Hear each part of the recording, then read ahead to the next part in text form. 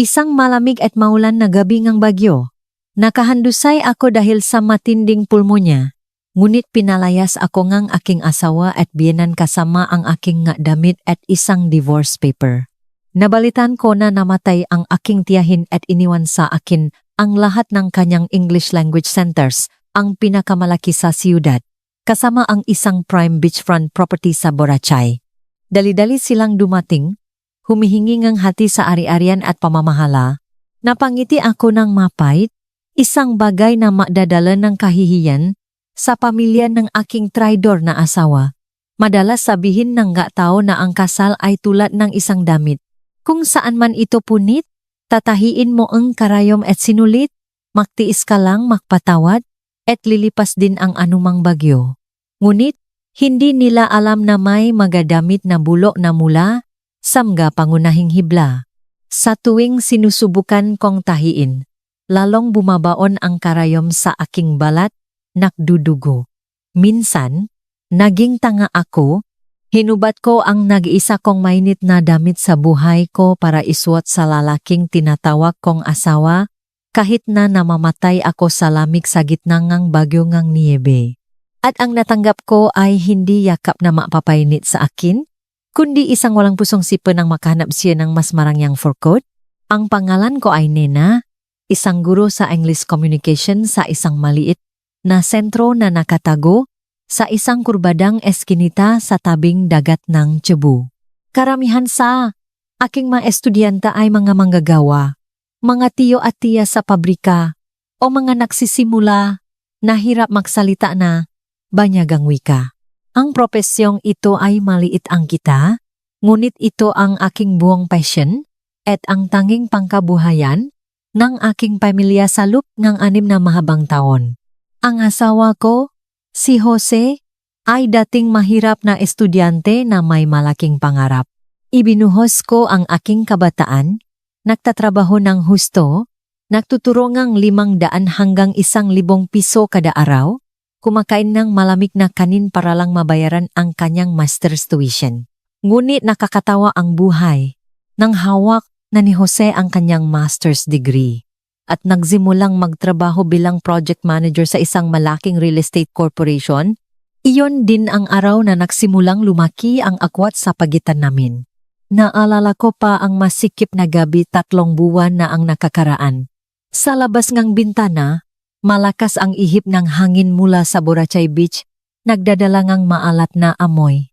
Sa masikip na kusina na amoy, usok ng mantika, abala ako sa pagluluto ng pinangat. Ang paboritong ulam ni Jose na dating pinupuri niya at kinakain niya hanggang sa huling butil ng kanin. Suot ko ang kupas kong duster na may butas sa kilikili, ang pawis ay dumadaloy sa aking buhok at dumidikit sa aking noo. Narinig ko ang kalansing ng susi sa pinto, bumukas ang pinto, at ang maliit na apartment ay agad na napuno ng isang mamahaling pabango ng panlalaki, malakas at kakaiba. Pumasok si Jose, hinibat ang kanyang pinlansang vest, at padabok na inihakas ang kanyang branded na bag sa sofa. Nakmamadali akong tinanggal ang apron ko, inihain ang mainit na pagkain sa kahoy na lamesa na may manggabakas ngang pakbabalat. Nandiyan ka na pala? Maligo ka na at kakain na tayo. Nena, nagluto ako na pinanggat.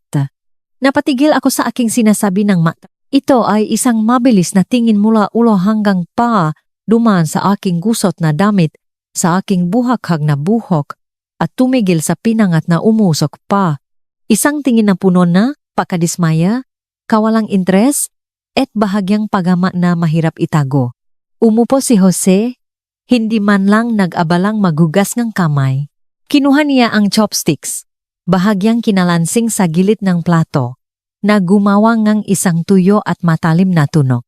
Malit ang tunok na ayon, ngunit sa tahimik na silid, ito ay tulad ng martilyo na tumama sa aking eardrum. Kumuha siya ngang isang piraso ngang isda, bahagyang inamoy, at pagkatapos ay sumimangot. Pinangat na naman. Sa buwang linggo, wala ka bang may sip na ibang putahe? Ang boses ni Jose ay malalim at naglalaman ng hindi may tagong pagkadismaya. Naantala ng 1 linggo ang sweldo sa sentro ngayong buwan, gusto kong magtipid ng kaunti para makapagbayad ng hulugan para sa iyong kotse sa pagtatapos ng buwan. Mahiin kong ipinaliwanag, habang mahigpit na pinakkrus ang aking makakamay sa ilalim na lamesa. Ibinaba ni Jose ang kanyang chopstick sa lamesa. Mahaba ang kanyang pagbuntong hininga, napakabigat na tila bumibigat ang hangin sa kusina. Mahirap huminga, tumingala siya sa akin, ang isang gilid ng kanyang labi ay nakangiti na malinaw na nakikita sa kanyang bagong ahit na mukha. Magtipid? Ano naman ang matitipid mo sa iyong trabaho na nagtuturo ng ilang salita sa mga nagsisimula? Ang isang proyekto ko ngayon ay katumbas ang 2 taon mong pananakit ng lalamunan sa pagtuturo, nena. Kumuha siya ang tissue, pinunasan ang sulok ng kanyang bibig kahit wala pa siyang nakain.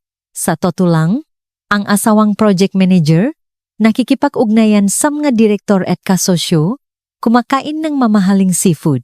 Sa bahay, ang hapunan ay laging amoy patis.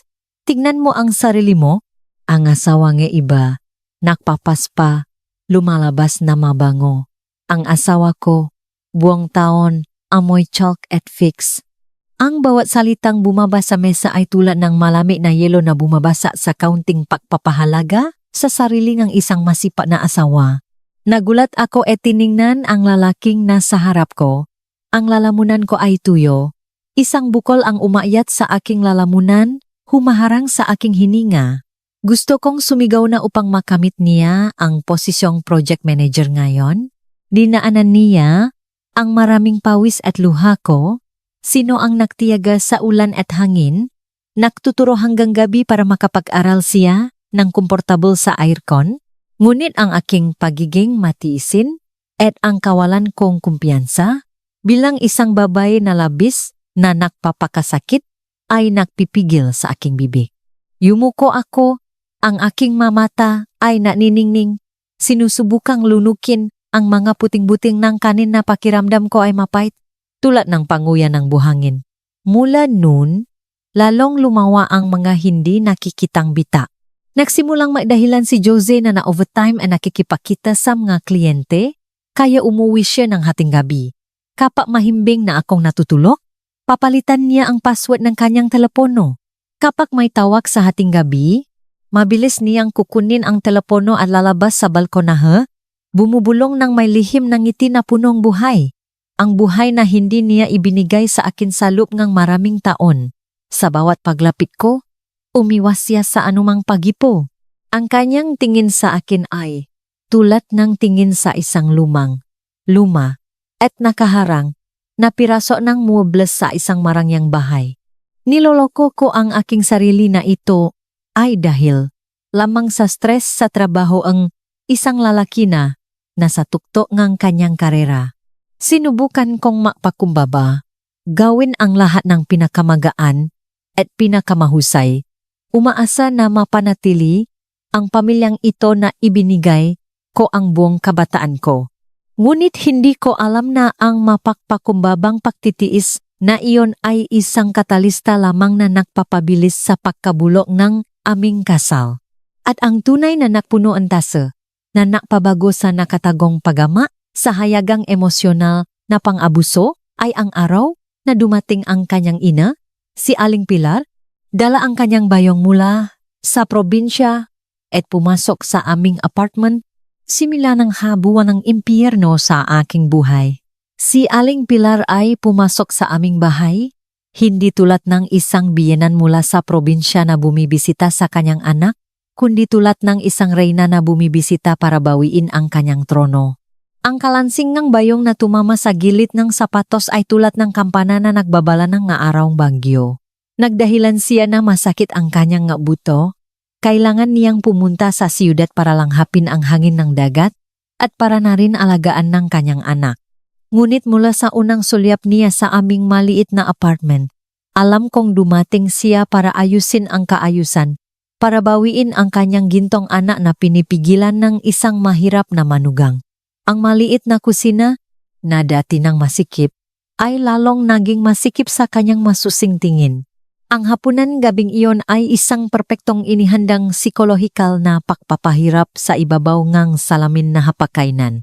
Pinahirapan kong mamili sa hapon para makabili ngang alimasak at niluto ko ang isang matamis na sabaw ngang alimasak kasama ang manipis na hiwa ngang pinakuluang baboy at malutong na atsara. Ito ang mas simpleng probinsyanong pagkain na dating pilit ipinaluluto ni Jose sa akin nung makasama pa kami sa isang bulo na apartment ng estudyante, tiniis ang lamig. Ngunit bago na ang panahon. Padabo na inilapit ni Aling Pilar ang upuan sa hapakainan at umupo, humihinga ng mahaba. Ang tuno na iyon ay mahaba, mabigat, at puno ang kawalang kasiyahan. Hindi siya nagmamadaling kumuha ng chopsticks, kundi pinakmasdan ng matalim ang bawat ulam. Ang tunok ng umikot na electric fan sa itaas ay tila bumababa rin sa masikip at malamig na hangin ng silid. Ang bahay na ito ay para nasa isang project manager. Pero tignan mo ang hapunan, hindi ba ito'y tulad ng hapunan ng magagawa sa pabrika ng ladrilyo? Ang boses ni Aling Pilar ay kalmado, hindi mataas, ngunit ang bawat salitang binitawan ay matalim na tulad ng labahan na tumatama sa aking dibdib. Napatigil ako. Ang kamay kong may hawa na sandok ay bahagyang nangingini. Ang nanay ni Jose ay nagrereklamo na mainit ang katawan niya kamakailan. Kaya nagluto akong sabong alimasag para pampalamig. Dati, paborito niya ang ulam na ito. Pilit akong ngumiti, mahinang nagsalita. Dati, noong siya ay mahirap at nagpapakahirap. Ngayon, siya ay may posisyon. Kung ganito ang kanyang kinakain, paano siya makakaisip ng malalaking proyekto? Ikaw, isang simpleng guro, nagtuturo ng ilang salita sa mga ignorante. Marami kang libreng oras. Bakit hindi ka marunong mamili ng disenteng hipon o isda? O nagtitipid ka? Nagtitipid ka sa paggastos ng para sa aking anak. Ang pagnisi niya ay walang hiya at mapanlait. Kumuha siya ang isang piraso ang pinakuluang baboy. Binaliktad-baliktad na parang ini-inspeksyon kung may lason, at pagkatapos ay padabo na ibinaksa sa plato. Ang daming taba, kakainin lang para makaroon ngang mataas na kolesterol? Gusto mo bang saktan ang aking anak para ikaw lang ang mag-enjoy? Namanhid ang aking tanga. Ang bawat salita niya ay tulad ng lason na karayom na tumatama sa aking pagiging masipag at matipid sa loop ng mahabang panahon. Tiningnan ko si Jose.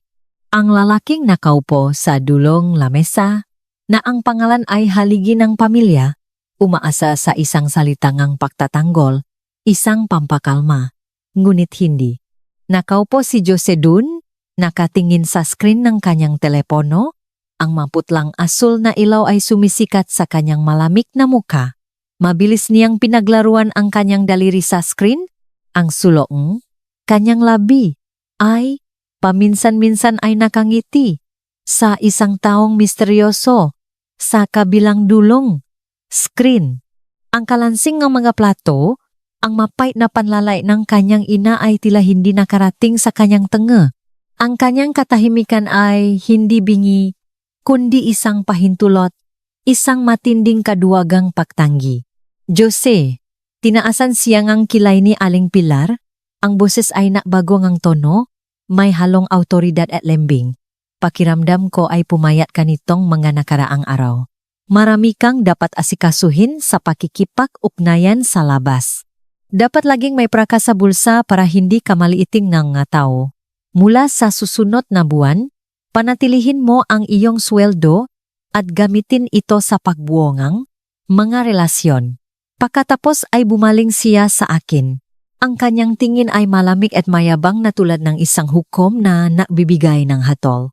At ikaw, Nena, sa bahay na ito, nagpapakasarap ka salamat sa biyaya ng iyong asawa, kaya ang pagbili ng pagkain, kuryente, tubig, at iba pang maliliit na gastos sa araw-araw, dapat mong bayaran mula sa iyong sariling suweldo bilang guro. Isang maliit na bahay na may 2 kumakain at isang matanda, sigurado akong sapat na ang suweldo mo para suportahan ang lahat ng ito o balak mong maging palamunin ng aking anak habang buhay. Pakiramdam ko ay may bumibikti sa aking puso.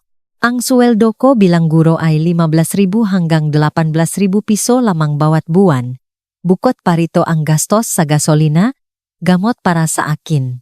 Ngayon, sinasabihan akong akuin ang lahat ng gastusin sa pamumuhay sa isang apartment sa mahal na siyudad na ito, na parang itinutula ako sa bingit ng kawalan. Samantala, ang daan-daang libong piso na sweldo ni Jose ay itatabi niya para sa kanyang nga pakikipag-ugnayan at para sa kanyang nga personal na luho. Jose, sa tingin mo ba ay tama iyon? Nabulunan ako, pilit na nilunok ang mapait na bukol sa aking lalamunan. Ang aking nga mata ay puno ng pagmamakaawa sa aking asawa na dati kasama kong natutulog.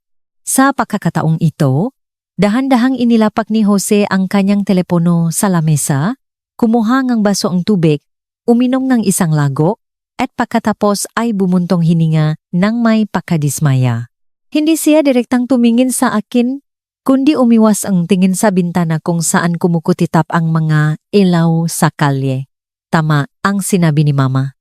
Ang boses ni Jose ay walang emosyon, pare-pareho at matalim na parang nakikipa-negosasyon sa isang hindi mahalagang kliyente.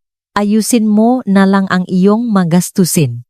Kailangan ko ngayon ng pera para makakuha ng posisyon bilang regional director. Huwag mo akong laging hingyan ng pera. Bilang asawa, dapat marunong kang makibahagi sa pasanin ng iyong asawa. Hindi ako na asawa para lang gawing palamunin. Ang salitang palamunin na lumabas sa bibig ng lalaking pinahirapan kong suportahan sa kanyang master's degree sa loob ng maraming taon ay tuluyang dumurok sa huling pag-asa na natitira sa aking kaluluwa. Bigla akong nilamon ng matinding lamig, isang matinding lamig na umakyat mula sa aking matalampakan hanggang sa aking ulo. Walang laman ang aking puso at nasasakal ako ng husto kaya hindi ako makaya kahit isang pata. Naintindihan ko na. Sa bahay na ito, hindi na ako ang asawa na kasama niyang natutulog o ang kanyang kasama. Sa matangang mag-ina, isa lang akong libreng katulong, isang vacuum cleaner, isang unlimited ATM machine, handang pigain hanggang sa huling pata ng pawis para mapanatili ang kanilang pekeng elitistang imahe. Ang hapunan ng gabing iyon ay lumipas sa nakakamatay na katahimikan. Tanggingang panyuya ni Aling Pilar at ang patuloy na tunog ng text message ni Jose.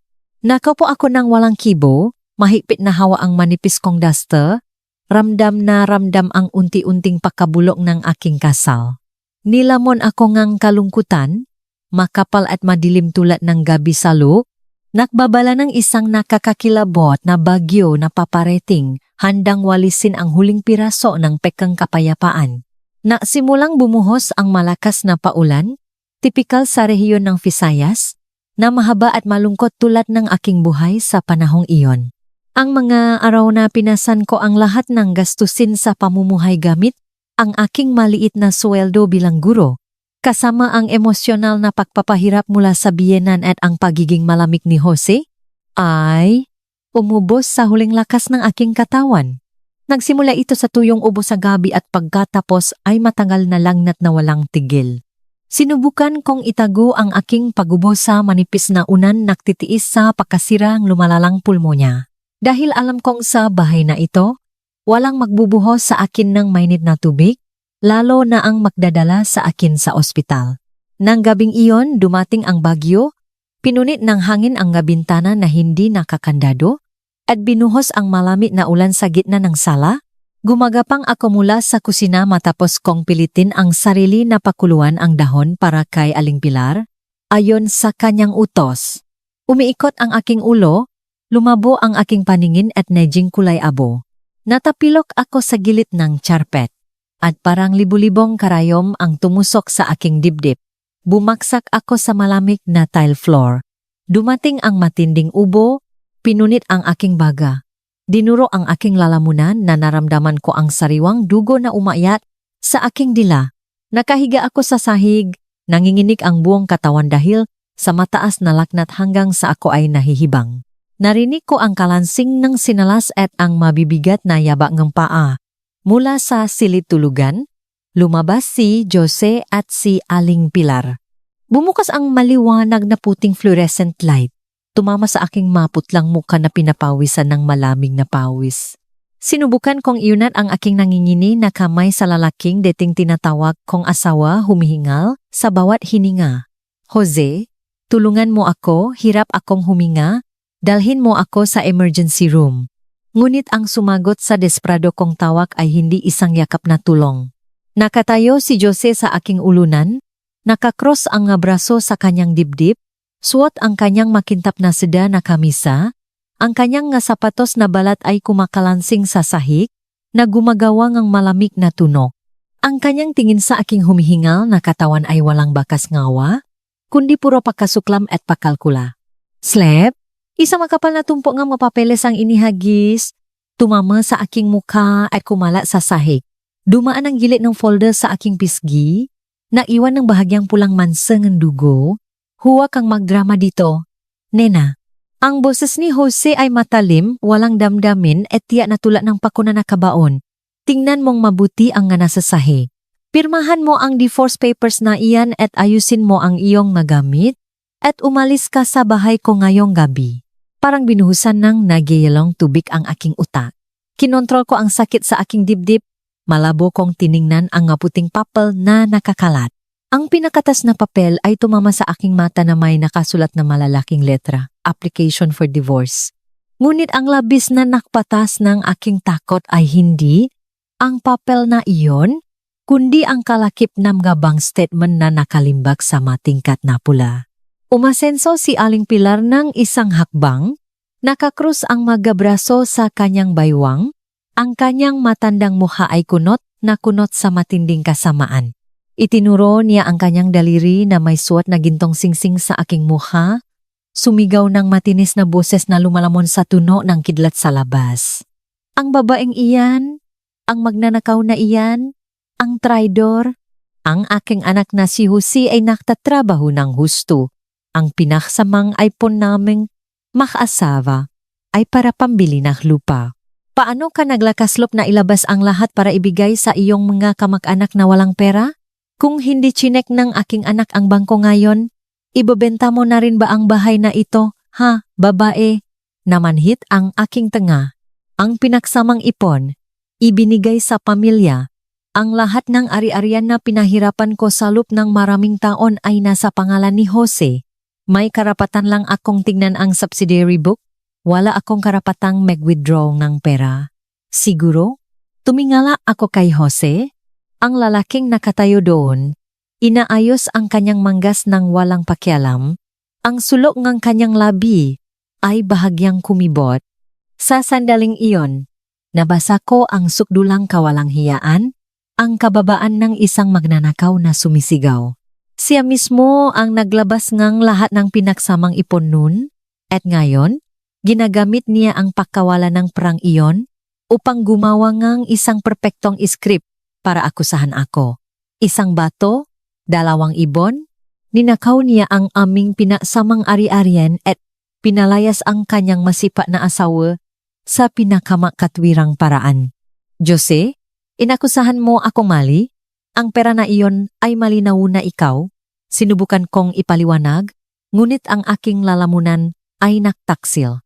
Isang matinding pag-ubo ang dumating, pinutol ang aking sinasabi.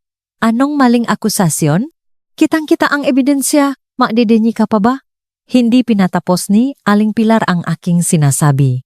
Kinuha niya ang isang malaking itim na plastic bag mula sa sulok ng bahay at dumiretso sa aking silid-tulugan. Narinig ko ang kalansing ng ngahanger na bumabaksak, ang pagbasa ng gagamit. Ilang sandali lang, lumabas siya at inihagis ang itim na bag na naglalaman ng aking murang at gusot na mga damit sa sahig. Umalis ka.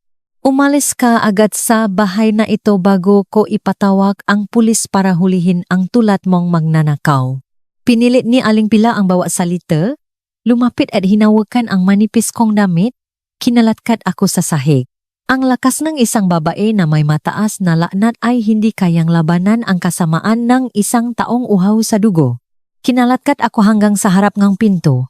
Sumunod si Jose, isinilit niya ang divorce paper sa bibig ng itim na plastic bag, At pagkatapos ay walang habas na itinapon ang bag sa makitit at madilim na pasilyo. Ang malamig na hangin mula sa siwang mong pintong pasilyo ay tumusok sa aking balat. Kumapit ako sa laylayan ng pantalon ni Jose, ang huling bahagi ng aking pagpapahalaga sa sarili ay dinuro sa ilalim ng kanyang makintap na sapatos na balat. Jose, please, umulan sa labas. May matas akong laknat. Hayaan mo akong manatili sa sala ngayong gabi lang. Aalis ako bukas ng umaga. Please, mamamatay ako. Yumuko si Jose.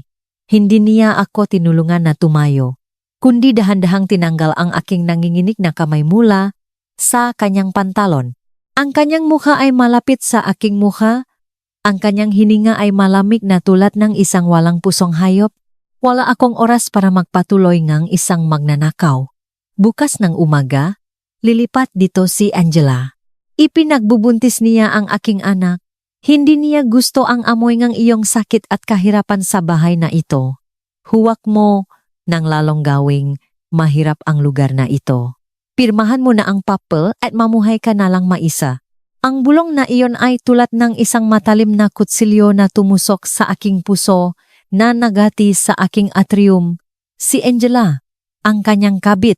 Kaya pala, ang murang akusasyon, ang walang awang kalupitan na ito, lahat ay para lang bigyan daan ang isang bagong may bahay sa tahanan na pinahirapan kong buuin. Umatras si Jose, at ang makapal at mabigat na kahoy na pinto ay naksara sa aking harapan.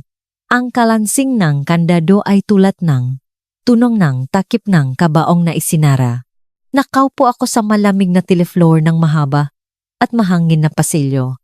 Sa labas, patuloy na umulan ng malakas ang bagyo, tumatama ang ulan sa bukas na bintana, binabasa ang aking gusot na buhok at ang aking mukha na mainit dahil sa lagnat. Niyakap ko ang itim na bag ng basura na naglalaman ng kaunting labi ng aking buhay at bumaluktot. Sa wakas, dumaloy ang aking maluha, mainit na hinaluan ng malat na pata ng ulan. Ang sakit ng katawan ay wala ng kahulugan kumpara sa pagkabulok na nangyayari sa aking kaluluwa. Ang puso ng tao ay mas malalim at mas malamig kaysa sa anumang bagyo sa taglamig. Sa sukdulang kahinaan at kahihiyan na iyon, dala ko ang isang maling akusasyon, isang divorce paper, at isang pusong tuluyan ng nakpatigas. Ang lamig ng patak ng ulan ay dumaloy sa aking mukha na nakpamanhit sa aking balat. Ngunit wala itong epekto kumpara sa pagkabulok na nangyayari sa aking dibdib. Naupo ako sa tabi ng itim na plastic bag na naglalaman ng huling piraso ng aking buhay. Niyakap ng aking payat na mga kamay, ang aking balikat na nangingini dahil sa sakit ng pulmonya. Ang kulo na gumugulong sa kalangitan ng Cebu ay tulad ng pagtawo ng tadhana sa isang babae na nawalan ng lahat. Bahay, dangal, at medjing ang lalaking ibinigay ko ang aking kabataan para paksilbihan. Sa gitna ng malabo at puting ulan, isang maliwanag na headlight ng kotse ang dumaan sa tahimik na pasilyo. Ang tunok ng gagulong na dumudulas sa basang kalsada ay gumawa ngang matalim na tuno at pagkatapos ay huminto sa harap ngang lobby ngang condominium building. Isang babae ang bumaba, payat ngunit napakatiyak ang bawat hakbang. Ito ay si Carla. Suot niya ang madilim na business suit, may hawa na itim na payong, at ang tunok ng kanyang mataas na takong na tumatama sa sahig ay malakas, na pumipunit sa nakakapanlumo na kapaligiran na bumabalo sa akin.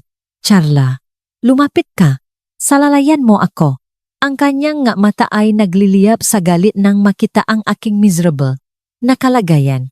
Hindi siya natanong ng may lembing, kundi maring sinabi ang bawat salita na parang gusto niyang gisingin ang aking kaluluwa na malapit ng mawala. Nena, gumising ka. Huwag mong hayaan ang mga walang hiya na iyan na makamit ang kanilang layunin na makita kang unti-unting namamatay. Tumayo ka. Sumandal ako kay Carla. Gumagapang na sumakay sa kotse. Ang init mula sa heater ng kotse at ang amoy ng cinnamon essential oil ay hindi nagpabawa sa aking lamig. Pinikit ko ang aking mga mata. Hinayaan ang pata ng ulan na hinaluan ng luha na dumaloy sa aking lig. Nang gabing iyon, Dinala ako ni Carla sa emergency room ng ospital. Sa aking madelusyon dahil sa matinding pulmonya, nakita ko ang aking sarili na tumatakbo sa Boracay Beach. Ang aking mapaa ay nakakadena sa mga mapanlight na salita ni Aling Pilar at ang kawalang interes ni Jose. Hanggang sa isang mainit na kamay mula sa abot tanaw ang humila sa akin. Makalipas ang 3 araw, nang nasimulang humupa ang laknat at hindi na masakit ang aking pahinga na parang hinihiwa, dinala ni Charla ang isang makapal na folder ning mga dokumento at inilagay ito nang maayos sa puting mesa sa silid ng ospital. Tumingin siya sa akin, ang kanyang nga mata ay may nakatagong mahalagang bagay, seryoso ngunit punong pag-asa. Nena, ang tiyahin mo, si Tita Josie, namatay siya sa Friends 2 linggo na ang nakakaraan. Bumaba ang boses ni Carla, may malalim na kalungkutan. Namanhid ako. Si Tita Josie ang nagisang kamag-anak ng aking ina, ang taong naglakbay sa ibang bansa sa loob ng maraming dekada at laging nagpapadala sa aking ang maliham na puno ng pagmamahal. Wala siyang anak at ako ang naisang niyang laging binabanggit ng may pagmamahal. Dahan-dahang binuksan ni Carla ang folder, kumuha ng isang seryosong notarized na dokumento. Humawa si Tita Josie ng testamento 3 tunang nakakaraan. Ang lahat ng kanyang ari-arian sa Pilipinas, kabilang ang 12 International English Language Centers na matatagpuan sa mga pinakapangunahing lokasyon sa siyudad at ang isang prime land na higit sa 500 metro kwadrado sa beachfront ng Boracay, ay ipinamana sa iyo bilang nag-iisang tagapagmana.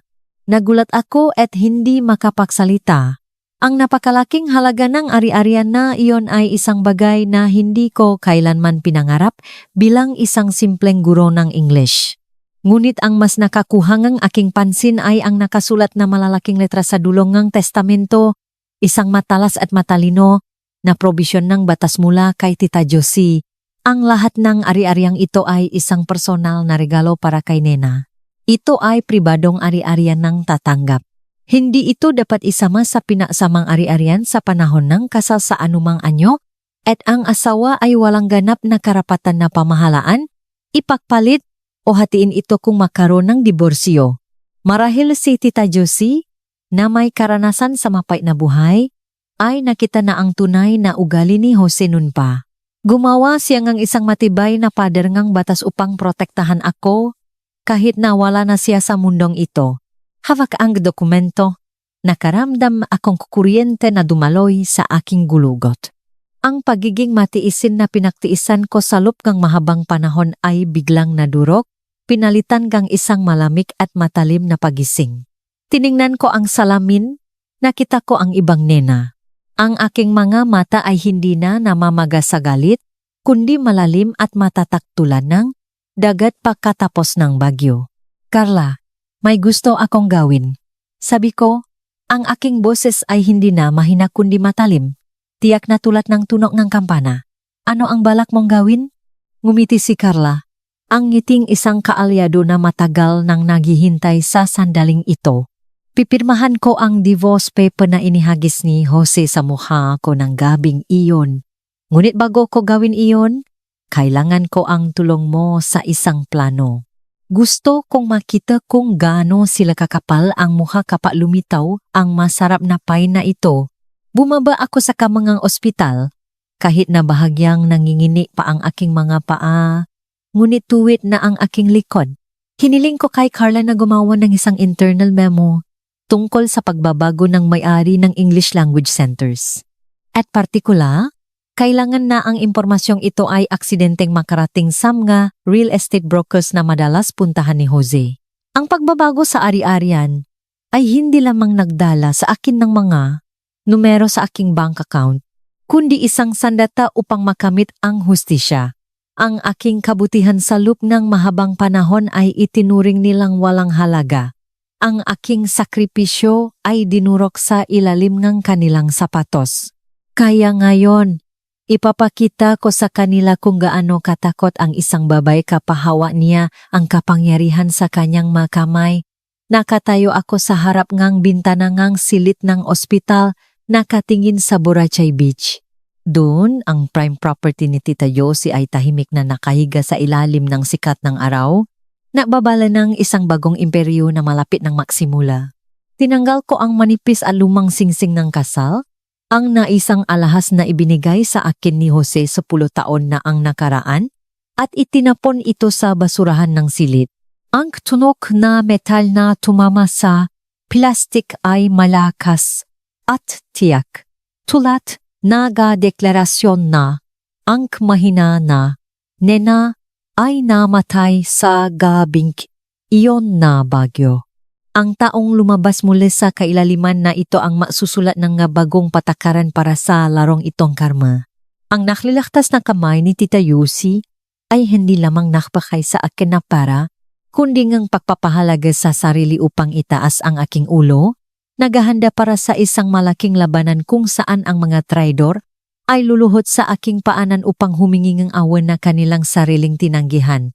Tulad ng aming pinakasunduan ni Kala, isang internal memo na may opisyal na selyo tungkol sa paglilipat ng pamamahala ng lahat ng 12 branches ng International English Language Center kay Miss Nena ay tahimik ngunit mabilis na kumalat sa mga Facebook group ng Real Estate Circle.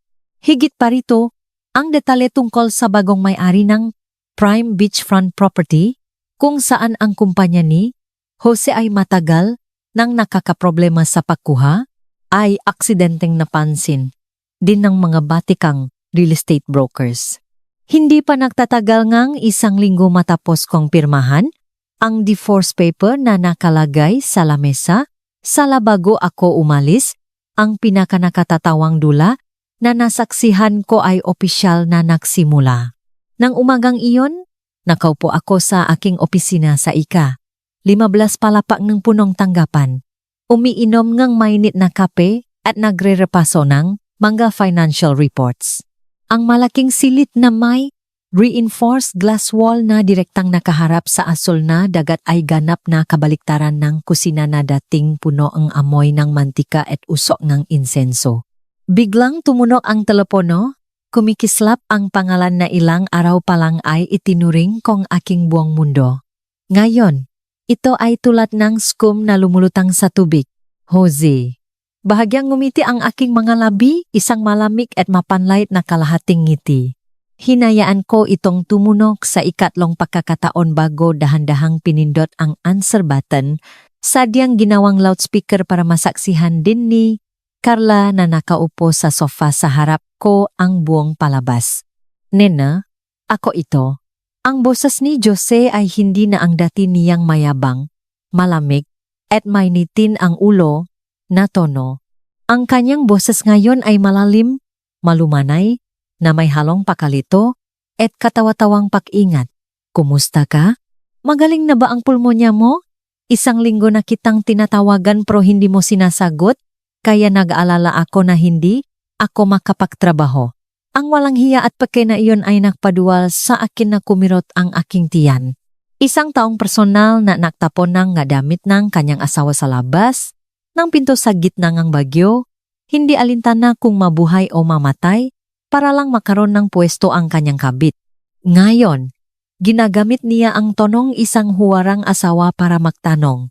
Sumipsip akong kape, pilit na pinanatili ang aking boses na kalmado, walang pakialam tulad ng isang lawa sa taglagas. Ayos lang ako. May kailangan ka ba? Kung tungkol sa diborsyo, makikipag-ugnayan ang aking abogado sa iyo. Taka lang, Nena, huwag kang ganyan. Mabilis na pinutol ni Jose ang aking sinasabi. Ang kanyang buses ay may halong pagmamakaawa. Ang nangyari noon ay dahil sa aking pagiging walang ingat at pinakinggan ko ang sinabi ni Mama kaya nawalan akong kontrol. Nakamali ako. Talagang nakamali ako. Sa loob ngang ilang araw na wala ka, napakalaming ang bahay na ito. Nasaan ka? Susunduin kita para umuwi. Nang marinig ito, hindi napigilan ni Carla na takpan ang kanyang bibig para pigilin ang isang mapanlait na tawa. Tahimik kong pinindot ang end call button, ganap na binaliwala ang kanyang maruming pambobola. Ngunit ang kasakiman ng mag-ina ay hindi madaling sumuko. Nang hapong iyon, Tumawag ang receptionist sa aking opisina na abiso na may matandang babae na may dalang imported na prutas at isang mamahaling kahon na bird's nest na pilit na gustong makita ang director nena. Tumanggo ako. Senyales sa receptionist na pakyatin siya. Bumukas ang pinto ng opisina ng direktor at pumasok si Aling Pilar, mahiyain at maingat. Ganap na kabaliktarang ng imahe ng isang reyna na nagutos sa akin kanina. Ang kanyang mga mata ay mabilis na nakskan sa marangyang opisina. Huminto ng sandali sa leather sofa at sa mamahaling oil painting na nakasabit sa dingding. Nang makita niya ako na nakaupo sa leather executive chair, agad na lumiwa na ang kanyang mata sa walang katapusang kasakiman, ngunit mabilis itong tinakpan ng pekang luha. Nang mamadali siyang lumapit, inihagis ang basket ng regalo sa coffee table at pagkatapos ay hinawakan ang aking kamay na nakalabas sa salamin. Ang kanyang pawis na kamay ay naparamdam sa akin ng pangamba, ngunit nanatili akong nakaupo para makita kung hanggang saan ang dula na ito. Nena, anak, nakasala ako sa iyo. Naluha si Aling Pilar, ang mga luhang buwaya ay dumaloy sa kanyang kuyakoy na pisngi. Nang araw na iyon may mataas akong presyon at nalilito ang aking isip, kaya nakini ako sa mga payo ng iba at nasabi ko sa iyo ang mamaling salita. Pinalayas kita, ngunit ang puso ko ay nasasaktan. Sa loob ng ilang gabi, hindi ako nakatulog. At sa tuwing ipipikit ko ang aking nga mata, nakikita ko ang iyong imahe na abala sa kusina. Nagluluto ng sabaw, ng alimasag para sa akin. Umuwi ka na, anak. Alam na ni Jose ang kanyang pagkakamali. Patuloy ka niyang hinahanap. Laging bukas ang aming pintuan para sa iyo. Habang sinasabi niya iyon, kinuha niya ang panyo para punasan ang kanyang luha, sadyang ipinakita ang kanyang murang jade bracelet sa kanyang pulso bilang paalala sa kahirapan na ibinigay ko sa kanya nun. Kinontra ko siya. Mahinang inilabas ang aking kamay mula sa mapakunwaring pahawak ni Aling Pilar. Huwag niyo pong gawin yan, ma. Napirmahan ko na ang divorce paper at may bago ng pamilya si Jose na naghihintay. Ako ngayon ay abala sa kumpanya. Wala na akong oras para magluto ngang sabaw ngang alimasag o mag-asikaso ngang gawain sa bahay tulad ng dati. Ang aking maasalita ay malumanay ngunit matalim na tulad ng labaha, sadyang idinidiin ang maasalitang kumpanya at bagong pamilya. Bahagyang namutla ang mukha ni Aling Pila, ang kanyang ngiti ay pilit hanggang sa naging baluktot, mabilis niyang iwinagaywe ang kanyang kamay at nautal. Anong bagong pamilya? Ang babaeng iyan? Nabola lang si Jose.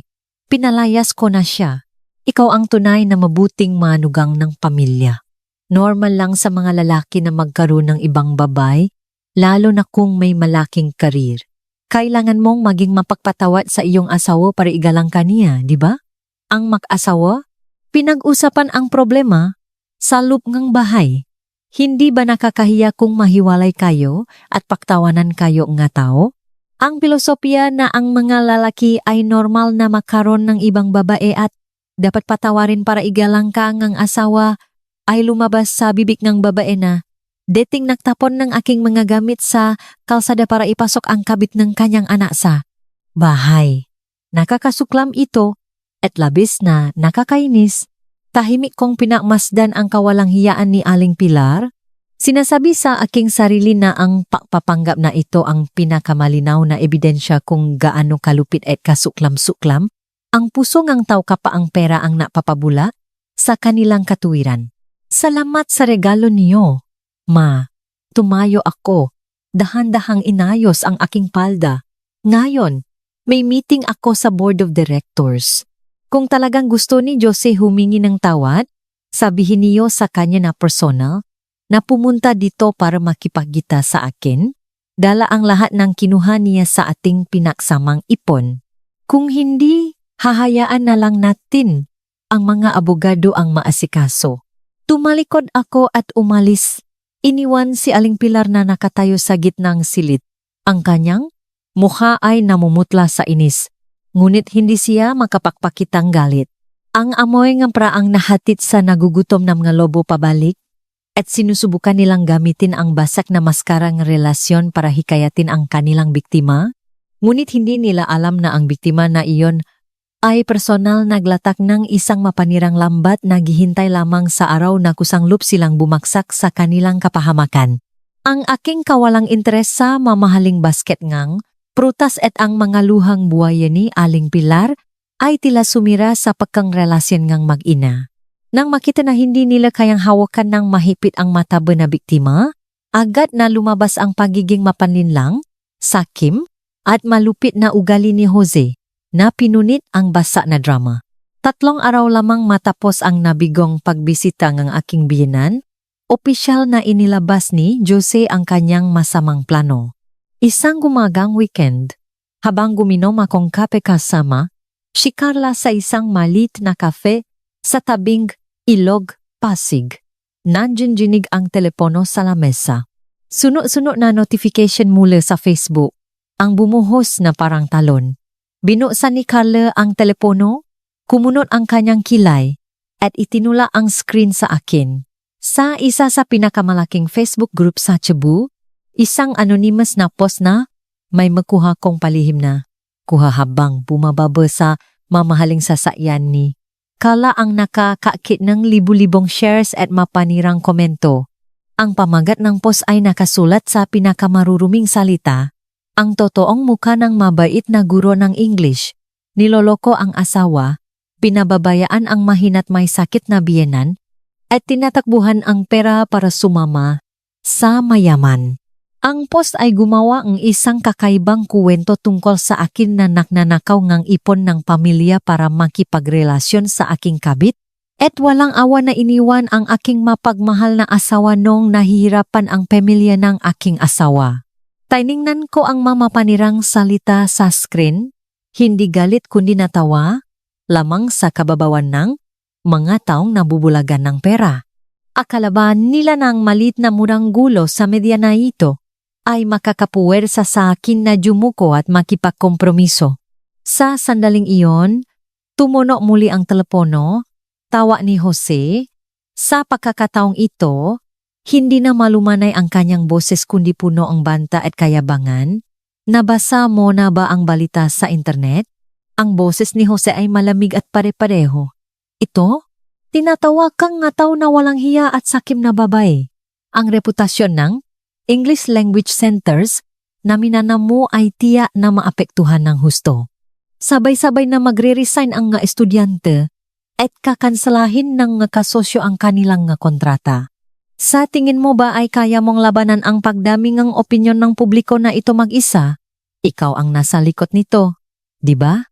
Tanong ko, ang aking boses ay kalmado tulad ng isang lawas sa taglagas, walang bakas ng takot.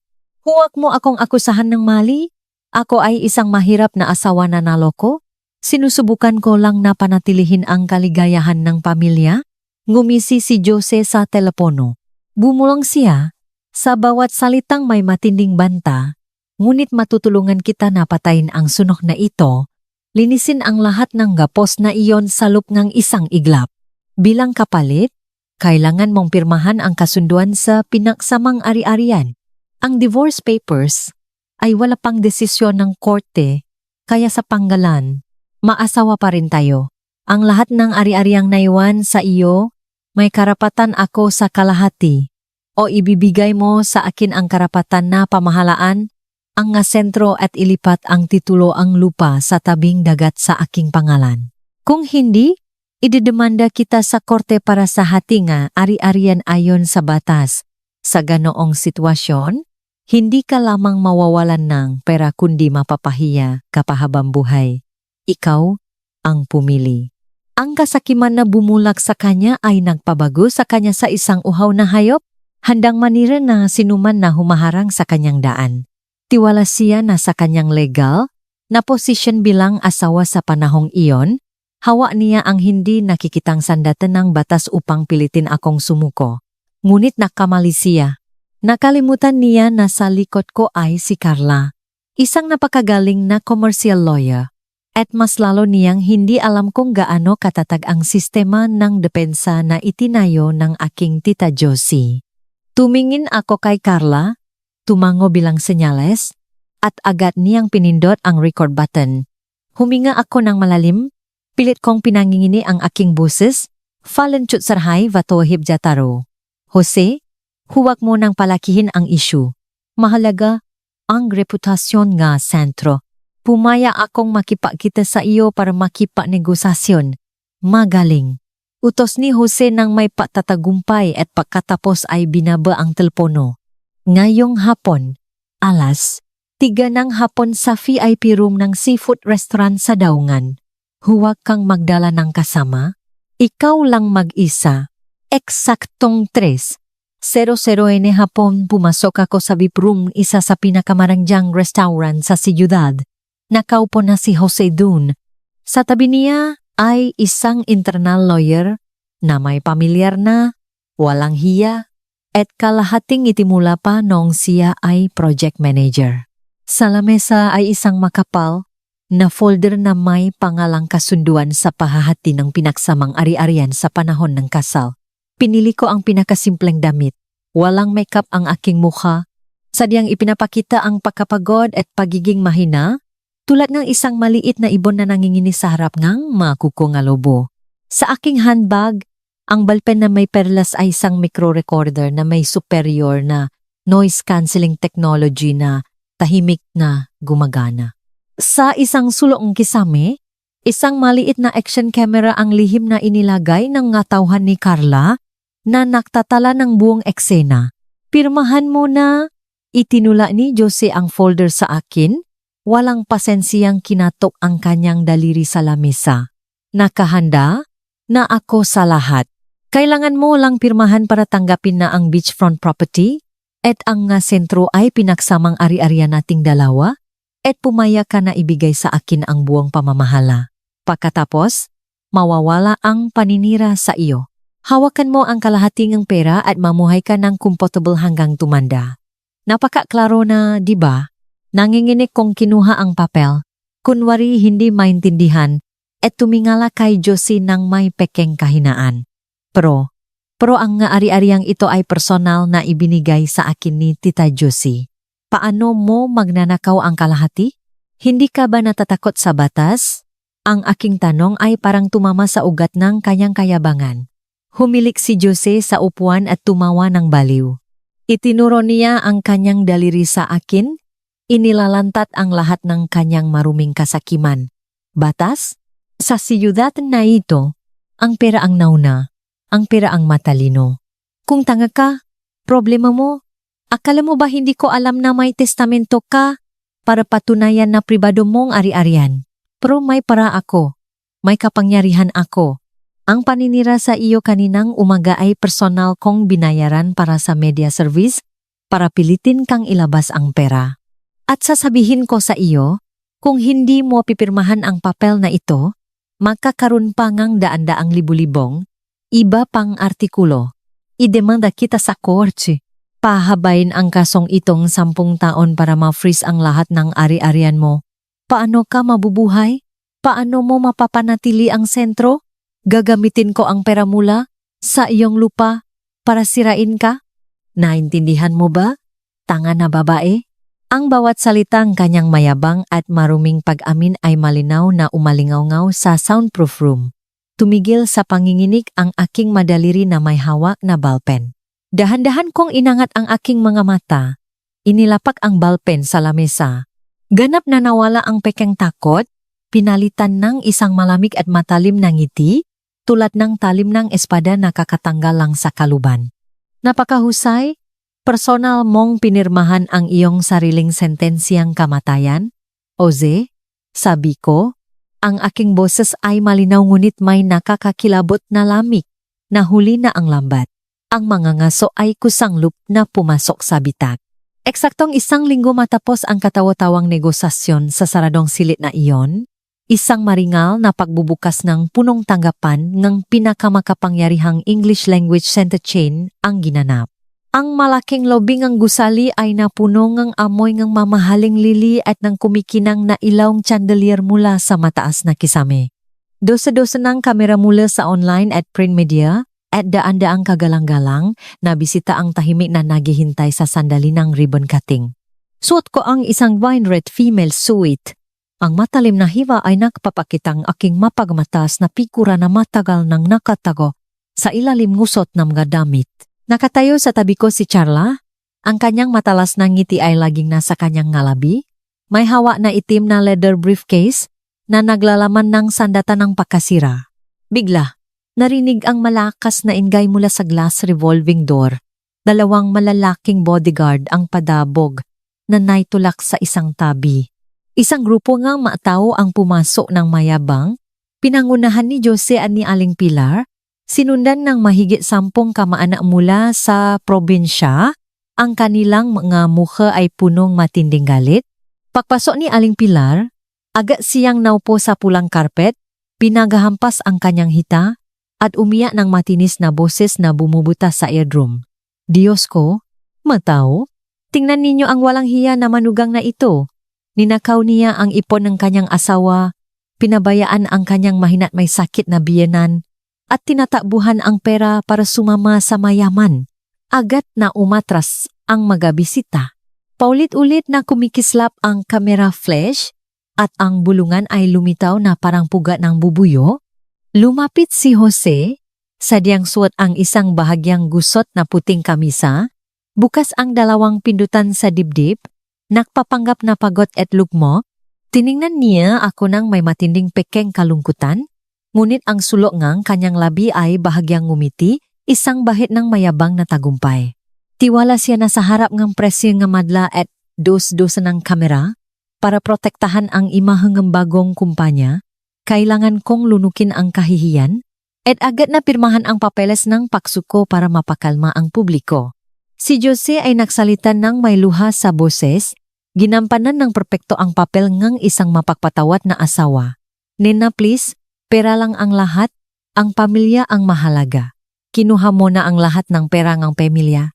Ang aking ina ay halos mamatay sa sakit sa bahay at walang gamot. Bumalik ka na. Handa akong patawarin ang lahat ng iyong pagkakamali. Nakatayo ako sa entablado ng tagumpay, nakatingin sa lalaki na gumaganap ng murang dula. Kung ako si Nena 1 buwan na ang nakakaraan, marahil ay nanginginig ako, humihikbi sa galit, dahil hindi ko alam kung paano ipagtanggol ang aking sarili sa harap ng agresibong madla na ito. Ngunit ang Nena ngayon, ang aking puso ay nakabalot sa isang malamig na bakal mula ng gabing iyon ng bagyo. Bahagya akong ngumiti, isang malabo, walang pakialam ng ngiti ngunit may nakakapanakot na kapangyarihan. Lumapit ako sa mikropono, hindi kailangang sumigaw, ang aking boses ay malinaw at kalmado, umaling-aw-ngaw pa rin sa buong bulwagan. Tama ang sinabi ni Jose, ang pera ay walang halaga kumpara sa pamilya. Ngunit ang pamilya na binabanggit mo ay nakakahalaga ng makano. Bahagya akong tumango kay Carla. Agad na sinenyasan matalas na abogado ang maneha technician sa central control table. Sa isang iglap, namatay ang higanteng LED screen sa likod ko, nawala ang kumikinang na logo. Sa halip, lumitaw ang isang berde na audio wave na patuloy na kumikislap. Ang malakas na surround sound system ay umaling-ungaw. Sa bawat marumi, mayabang na salita na buong naitala sa VIP room ng seafood restaurant sa daungan ng araw na iyon.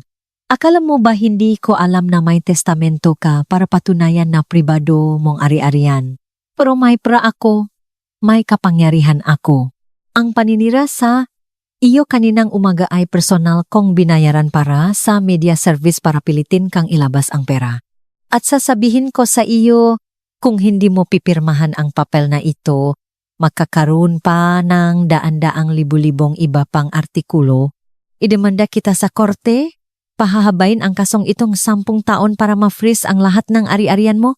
Paano ka mabubuhay? Paano mo mapapanatili ang sentro? Gagamitin ko ang pera mula sa iyong lupa para sirain ka. Naintindihan mo ba? Tanga na babae. Nang matapos ang audio clip, parang naubusan ng hangin ang buong bulwagan. Ang katahimikan ay nagtagal sa isang iglap at pagkatapos ay sumabok sa isang nakakakilabot na bagyong galit. Agad na lumipad ang mga kamera at direktang tumutok sa mukha ni Jose. Ang lalaking kanina lang ay gumanap bilang isang naghihirap na asawa. Ngayon ay namutla ang mukha na parang abo. Ang malamig na pawis ay dumadaloy sa kanyang noo. Si Aling Pilar na sumisigaw sa sahig ay nabulunan sa kanyang lalamunan. Ang kanyang bibig ay nakanganga at hindi makapagbigkas ang kahit kalahating salita. Ang kanyang nga mata ay nakadilat at nakatingin sa screen. Nagsimulang magtinginan ang mga kamaana sa likod, kusanglop na umatras, iniwasan ang mag-ina na parang masamang espiritu. Iyan ay generated na boses. Inakusahan niya akong mali. Sumigaw si Jose ng may takot.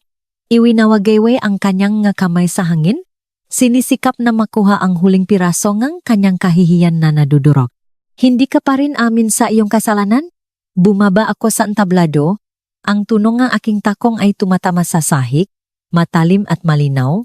Tumatamasam nga nerbiyos ang masamang tao na nanginginig na parang string. Kung gayon, patuloy kang manot, tingnan mo kung ano ang tinatawa mong kaligayahan ng pamilya at iyong pagiging masipag.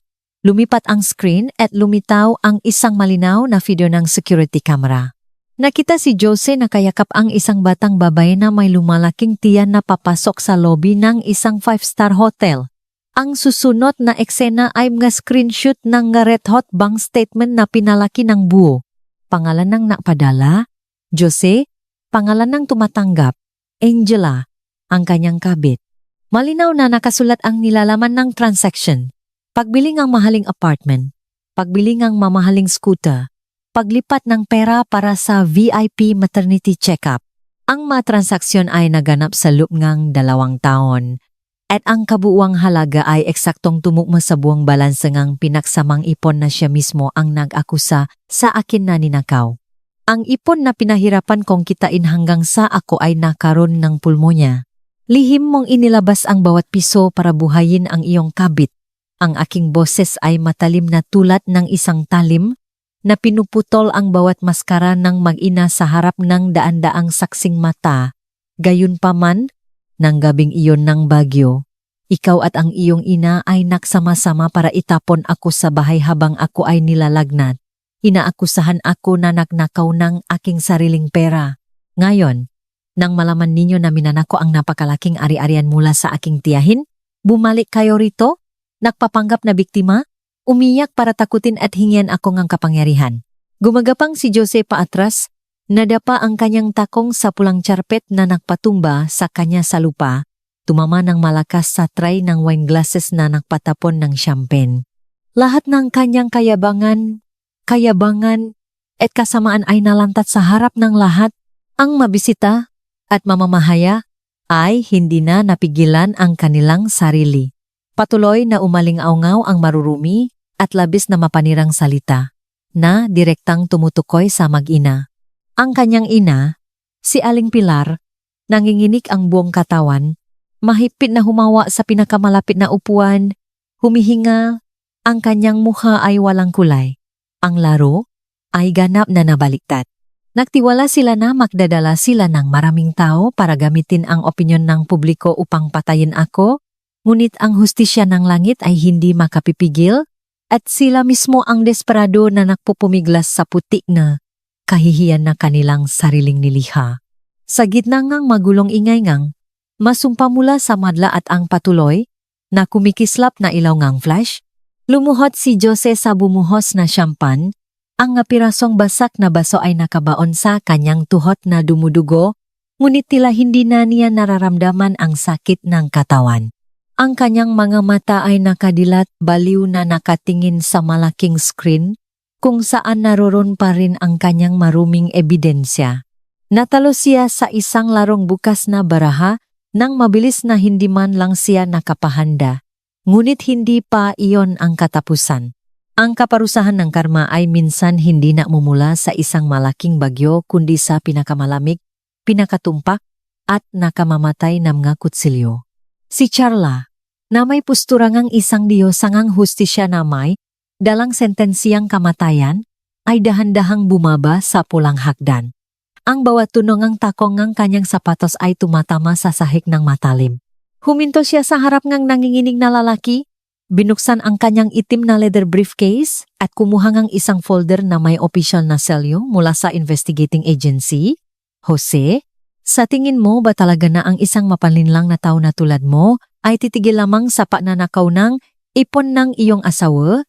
Ang boses ni Carla ay malinaw na pumipigil sa lahat ng ingay sa paligid. Inihagis niya ang folder sa harap niya. Ang iyong titulong senior manager ay isa lang palang takip para sa isang magnanakaw. Kaninang umaga, lahat ng ebidensya na gumawa kang pekang madokumento, nagnakaw ng komisyon sa materyales at nagwaldas ng pondo ngang real estate corporation sa lupngang 3 taon ay personal kong ipinadala sa iyong chairman ng board of directors. Kasama nito ang isang reklamo sa Economic Crime Investigation Unit ng pulisya. Nang matapos ang hatol, nakanganga si Jose, humihinga na parang isda na naipit. Dali-dali siyang sumalok sa kanyang bulsa, inilabas ang kanyang nanginginig na telepono. Sa basak na screen ay dos-dos ng missed calls mula sa Human Resources at CEO ng kanyang kumpanya. Ngumisi si Carla. Idinagdag ang huling nakakapanakit na saksak. Hindi mo na kailangang sagutin ang telepono. Ang utos na tanggalin ka sa trabaho ay agad nang ipinatupad. At may isa pang masamang balita para sa iyo. Ang iyong maliit na kabit na nagbubuntis sa iyong gintong, anak, matapos malaman na ang lahat ng iyong bank accounts ay agad na na-freeze para sa investigasyon. Kinuha niya ang lahat ng alahas na binili mo gamit ang pawis at dugo ng aking kliyente at tumakas ng madaling araw. Ang maternity check-up paper at ang titulo ng apartment na nakapangalan sa kanya ay nakakalat sa sahig. Sumigaw si Josie ng may kalungkutan at galit. Niyakap ang kanyang ulo gamit ang kanyang 2 kamay. Idinukdo ang kanyang sa tile floor na puno ang basa na salamin. Nawalan ng trabaho, nawalan ng pera. Ang kabit at mga ari-arian ay tumakas at ang sentensiyang pakakulong para sa pandaraya ay nakabitin sa kanyang ulo. Ang piramide, maruming ambisyon na ginamit niya ang aking kabataan. Bilang pundasyon ay gumuho, inilibing siya sa kahihiyan. Nakita ni Aling Pilar ang pagbaksa ng imperyo ng kanyang gintong anak sa isang iglap. Ang kanyang nga mata ay nakadilat at naglalabas ng bula sa bibig. Gumapang siya sa aking harapan gamit ang kanyang nga tuhod. Ang kanyang nga ugat na kamay ay marumi, pilit na umabot para humawak sa laylayan ng aking pulang fest dress. Nagsisisigaw siya ng may paghihirap. Nena, patawarin mo siya. Anak, magmamakawa ko sa iyo. Pinagbuklot kayong Diyos noon. Kung ikukulong mo siya, paano ako mabubuhay? Bahagi akong umatras ngang kalahating habang. Kalmado kong inayos ang aking palda upang makawala sa malakit na hawa ngang babay na walang awa. Akong itinapon sa gitna ngang bagyo. Mula sa itaas, tiningnan ko ang 2 tao na nakaluhot sa aking paanan. Walang galit, walang paksigaw o pakmumura. Ang aking puso sa sandaling ito ay isang tahimik na lawa. Malamig hanggang sa sukdulan. Pakmamahal? Sabi ko nang walang pakialam. Nang gabing iyon ng bagyo, habang ako ay naghihirap at nagmamakaawa para sa isang lugar na masisilungan, naalala ba ninyo ang masalitang pagmamahal? Jose, kinuwestiyon mo ang aking trabaho bilang guro na sinasabi mong mahirap at basura. Pinuna mo ang parang pinahirapan kong kitain na sinasabi mong amoy chalk at fix. Kung gayon, ngayon, ipapakita ko sa iyo ang kapangyarihan ng basurang iyon.